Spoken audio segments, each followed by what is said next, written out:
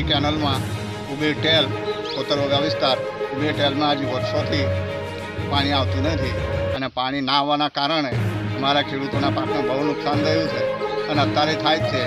જે ચોમાસું પાણી પારો નાખવાથી કેનલ પડવાથી ચોમાસું જે પાણી આવે છે એ પાણીથી અમારો પાક મરી જાય છે અને એ પાક મરી જાય છે તો પણ આ કેનલના પાણીથી અમને કોઈ ફાયદો કે કોઈ એ થતું નથી ને અમને કેનલનું પાણી મળતું નથી.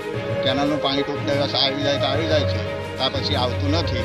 અને બીજા લોકોએ જે મશીનો મૂકીને 7-7 કિલોમીટર સુધી પાણી એ છે કે મહીસાગરની ધાર સુધી પહોંચાડે છે.